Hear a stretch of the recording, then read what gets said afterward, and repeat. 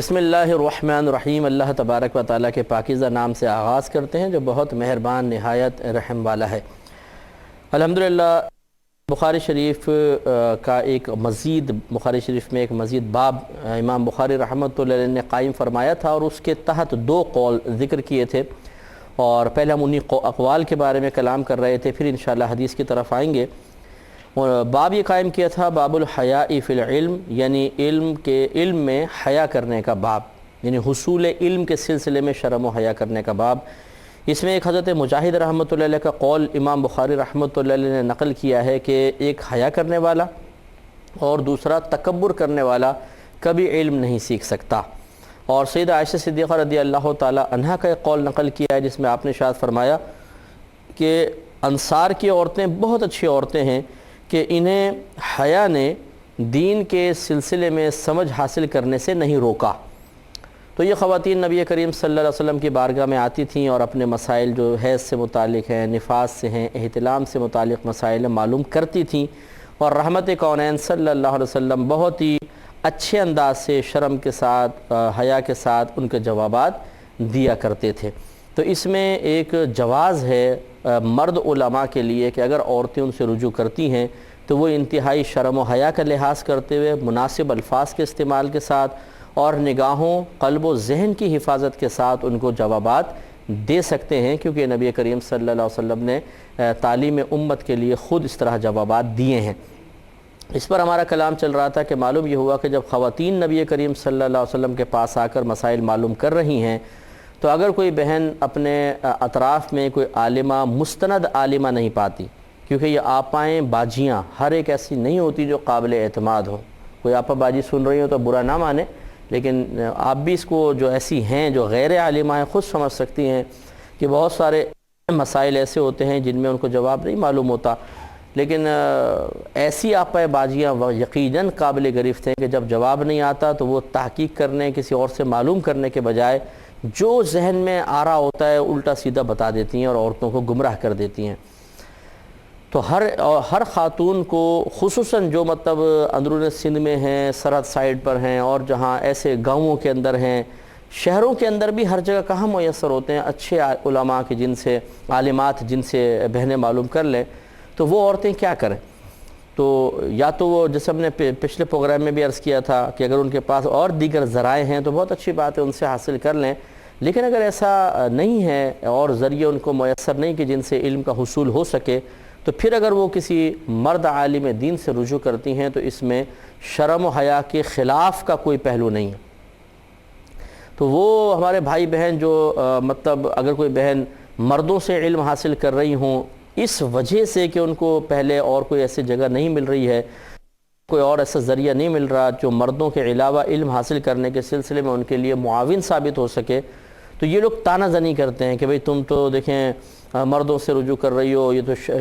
شرم کرو، شرم و حیا کے خلاف ہے۔ اگر یہ شرم و حیا کے خلاف ہے تو سوال ہی پیدا ہوتا ہے کہ کیا انصار کی خواتین معاذ اللہ ثم معاذ اللہ شرم و حیا کے خلاف کر رہی تھیں؟ اور اگر بالفرض آپ کی بات مان کر ہم یہ نتیجہ نکال لیں کہ وہ معاذ اللہ ثم معاذ اللہ ثم معاذ اللہ شرم و حیا کے خلاف کر رہی تھیں، تو پھر آپ کا نبی کریم صلی اللہ علیہ وسلم کے بارے میں کیا فتویٰ ہوگا کہ آپ نے تو ان کو اجازت مرحمت فرمائی کہ وہ پوچھیں اور آپ ان کو جواب دیں، تو کیا معاذ اللہ ثم معاذ اللہ آپ کا یہ الزام نبی کریم صلی اللہ علیہ وسلم تک بھی پہنچتا ہے کہ آپ نے شرم و حیا کے خلاف ایک کام کرنے کی اپنی صحابیات کو اجازت مرحمت فرمائی؟ اور پھر سیدہ عائشہ صدیقہ رضی اللہ تعالیٰ عنہا کے بارے میں آپ کیا کہیں گے کہ جنہوں نے ایسی عورتوں کی تعریف کی؟ تو جو عورتیں شرم و حیا کے خلاف کام کر رہی ہوں معاذ اللہ ثم معاذ اللہ، کیا وہ مدح کے قابل ہیں یا مذمت کے قابل ہیں؟ ان کی تعریف کی جائے یا ان کی برائی بیان کی جائے؟ تو لیکن اس کے باوجود آپ دیکھ رہے ہیں کہ سیدہ عائشہ صدیقہ رضی اللہ تعالی عنہا نے ان کی تعریف کی ہے، اس لیے تھوڑا سا اپنے سوچ کو بدلنے کی ضرورت ہے۔ میں نے جیسے پہلے بھی عرض کیا تھا کہ شرم و حیا کے اظہار کے اور بہت سارے موقع ہیں، ہم ان کو تو نہیں دیکھتے۔ جہاں دین کی خدمت کا موقع آتا ہے، دین سیکھنے سکھانے کا موقع آتا ہے، وہاں پر ایسا ہو جاتا ہے۔ ہاں، یہ ہم اپنی بہنوں سے ضرور گزارش کریں گے، اور واقعی یہ بہت ہی امپورٹنٹ چیز ہے کہ اگر آپ کسی سے رابطہ کرتی ہیں، چاہے وہ فون پہ کریں چاہے نیٹ پہ کریں، انتہائی احتیاط کے ساتھ مسئلہ معلوم کریں اگر مرد ہیں تو، پورا کھل کر بہت زیادہ فری ہو کر کھل کر آپ معلوم نہ کیجئے۔ اور اگر آپ کسی بھی شخص کی طرف سے، میں عالم نام نہیں لیتا ہوں کیونکہ علماء جو اچھے ہوتے ہیں وہ ایسا کوئی نہیں کرے گا، اگر کسی شخص کی طرف سے آپ یہ محسوس کریں کہ وہ غلط قسم کے انداز اختیار کر رہا ہے تو پھر آپ فوراً ان سے رابطہ منقطع کر دیں، پھر آپ کسی اور سے معلوم کریں، کیونکہ یہ بھی ہم نے دیکھا ہے کہ بعض اوقات بہنیں خصوصاً عاملین کے جو ہاتھوں چڑھ جاتی ہیں اور عاملین ان کو لوٹ لیتے ہیں۔ ایسے ہوتا ہے کہ وہ عاملین الٹی سیدھے باتیں کر رہے ہوتے ہیں، الٹی سیدھے وظائف اور مطلب ان کو گھیرنے کے لیے تعویذات وغیرہ دے رہے ہوتے ہیں، لیکن وہ حسن ظن پہ حسن ظن ہی قائم کرتی چلی جا رہی ہوتی ہیں کہ نہ بابا نہ ان بابا جی کے بارے میں ہم نے کچھ سوچ لیا تو الٹا نہ پڑ جائے، کوئی مسئلہ نہ ہو جائے،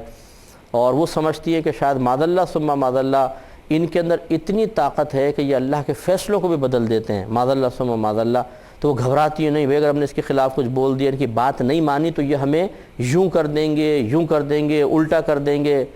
یہ سوچنا چاہیے کہ اللہ تعالیٰ کی مرضی کے بغیر تو کوئی تنکا اٹھا کے یہاں سے یہاں نہیں رکھ سکتا۔ یہ عامل کیا بیچتا ہے جو الٹے سیدھے حرکتیں کر رہا ہوں، میں ان کی بات کر رہا ہوں، نہ اچھے اچھے عاملین بھی ہیں، تو ان سے گھبرانے اور ڈرنے کی آپ کو بالکل کوئی ضرورت نہیں ہے۔ اگر بالفرض وہ کوئی جادو ٹونا آپ پہ الٹا کرتے بھی ہیں تو اللہ تعالیٰ کی اجازت ہوگی تو وہ اثر کرے گا، یعنی اللہ کے فیصلے کے موافق۔ یوں سمجھ لیں کہ اللہ تعالیٰ نے آپ کے لیے ارادہ کیا کہ آپ کے گھر میں آگ لگ جائے مثلا، اور آپ کو آزمانے کے لیے اللہ تبارک و تعالیٰ نے آگ کے لگنے کو آسان کر دیا، اور آپ کا کسی عامل سے بھی ناراضگی ہو گئی اور اس نے آگ لگانے کے لیے مطلب کوئی نقصان ہو جائے، بس کوئی عمل پڑا اور آپ کے گھر میں آگ لگ گئی، تو حقیقتاً دیکھیے اس عامل کی وجہ سے آگ نہیں لگ رہی، یہ تو اللہ کے فیصلے کی وجہ سے ہے، اللہ کے ارادہ ازلی کی وجہ سے ہے۔ اس کو یوں سمجھ لیں کہ اس نے عمل کیا تاکہ ان کے گھر میں نقصان ہو، لیکن اللہ تعالیٰ کا ارادہ نہیں ہے کہ آپ کے گھر میں مہینے تک نقصان ہو، کچھ بھی نہیں ہوگا۔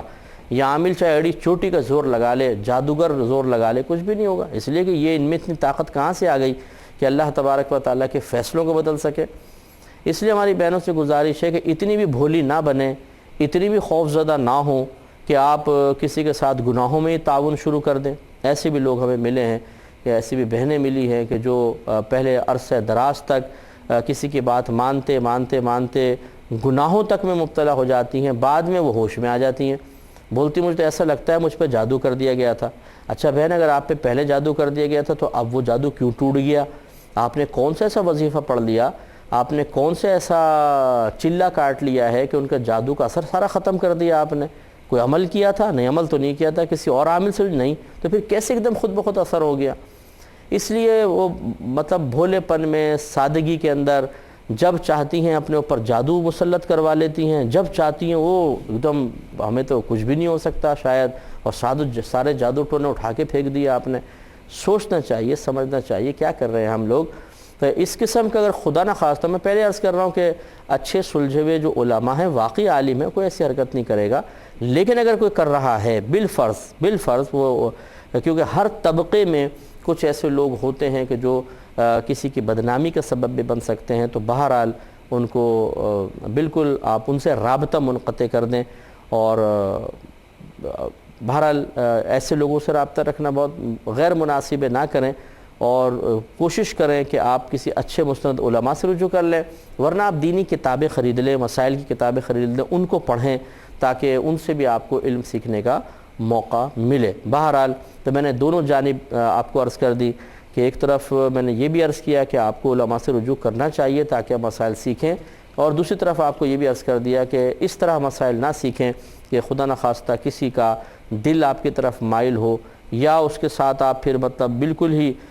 بچوں کی طرح اطاعت کرتے ہوئے چلتی رہیں، تو پھر وہ بعض اوقات شیطان درمیان میں آ جاتا ہے۔ ہم سے بھی بہت ساری بہنیں مسئلہ معلوم کرتی ہیں، سیدھا بس سلام کیا، اس کے بعد بالکل نارمل لہجے کے ساتھ جس میں کوئی نرمی نہیں ہوتی، وہ مسئلے معلوم کرتی ہیں، ہم جواب دے دیتے ہیں، اچھا السلام، جواب ختم ہوتے ہی بس السلام علیکم۔ بہت اچھا لگتا ہے کہ بہت اچھا مناسب یہ رویہ ہے کہ جیسے آپ نے بس کویسچن کیا، ٹھیک ہے، بات ختم ہو گئی، تو اب یہ کرنا کہ جی اور مفتی صاحب کیا حال ہے، بچے کیسے ہیں، بیوی کیسی ہیں، کیسے آپ کی لائف گزر رہی ہے، اس قسم کے مزید کویسچن کرنے کی کوئی حاجت نہیں ہوتی ہے، تو اس لیے بس اپنا ٹو دا پوائنٹ گفتگو کریں، بہت اچھی بات ہے۔ اب یہ دیکھیں، ایک حدیث پاک لے کر آئے ہیں امام بخاری رحمۃ اللہ علیہ اس عنوان کے تحت کہ علم کے سیکھنے میں حیا کرنے کا باب۔ حدیث نمبر ہے 130۔ حضرت ام سلمہ رضی اللہ تعالی عنہا ام المومنین ہیں، یہ کہتی ہیں کہ حضرت ام سلیم رضی اللہ تعالی عنہا نبی کریم صلی اللہ علیہ وسلم کے پاس آئیں اور کہنے لگیں، یا رسول اللہ صلی اللہ علیہ وسلم، اللہ تعالی حق بیان کرنے سے حیا نہیں فرماتا،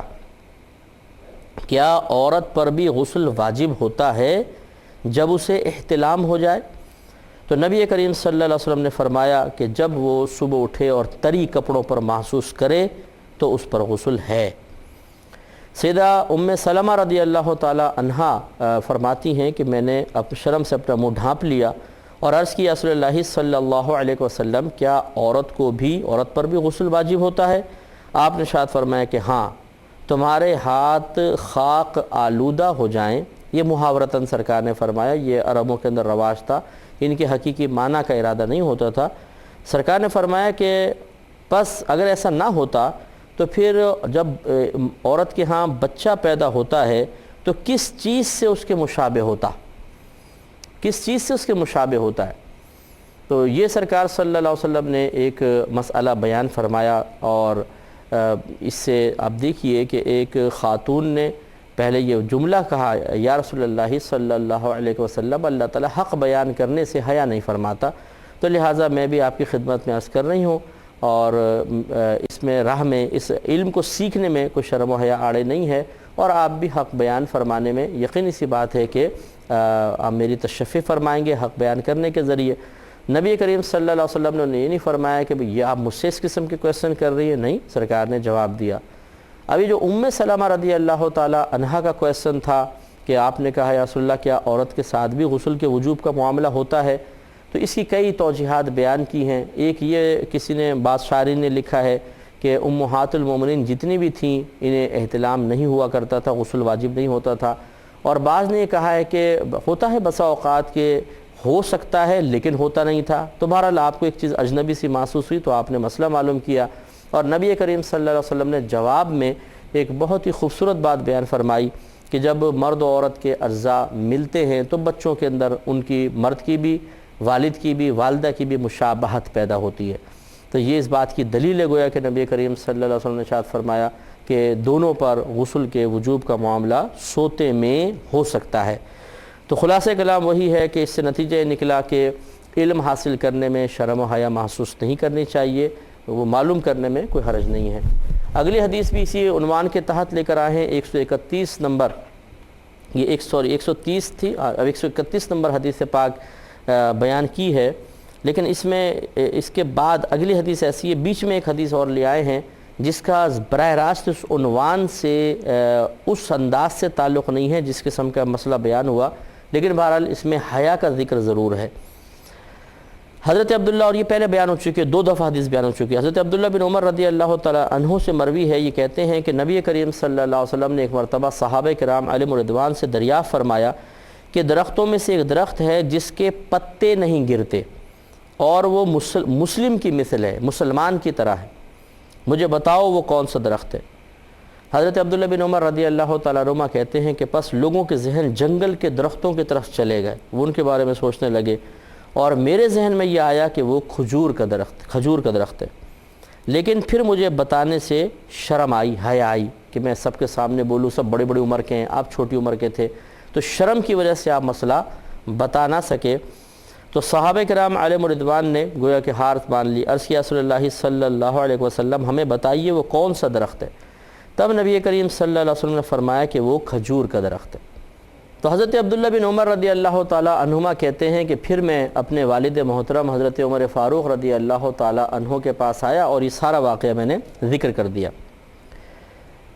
اب حضرت عمر فاروق رضی اللہ تعالی عنہ نے سن کر فرمایا کہ اگر تم اس وقت نبی کریم صلی اللہ علیہ وسلم کو یہ بات بتا دیتے، جواب دے دیتے، تو میرے لیے یہ اس سے زیادہ محبوب تھا کہ مجھے اتنا یا اتنا مل جاتا، اتنا اور اتنا مال مل جاتا۔ قضا و قضا کے الفاظ ہیں، اور عرب لوگ ان کو کنایہ الفاظ کہتے ہیں۔ ایسی مبہم بات وہاں کہا کرتے تھے کہ جہاں پر کسی چیز کی بہت عظمت، بہت بڑائی بیان کرنا مقصود ہوتا تھا، کیونکہ اگر ایک چیز کی لمٹ بیان کر کے کہہ دیں بھئی مجھے 100 اونٹ مل جاتے اس سے زیادہ محبوب تھا، 50 اونٹ مل جاتے اس سے زیادہ مجھے محبوب تھا، یہ بھی ہے، لیکن مجھے بہت مال مل جاتا یہ اس سے کہیں زیادہ مجھے محبوب ہے، تو بہت کتنا بہت اس کی کوئی حد نہیں ہے، تو اس کا مطلب ہے کہ بہت زیادہ مراد ہوتا ہے کہ مجھے بہت زیادہ مال مل جاتا، وہ مجھے اتنا پسند نہ آتا جتنا مجھے یہ بات پسند آتی کہ تم نبی کریم صلی اللہ علیہ وسلم کے سامنے اس جواب کو دے دیتے۔ تو اس پہ تبصرہ باقی تو گزر چکا ہے۔ آخری بات یہ بہت پیاری ہے کہ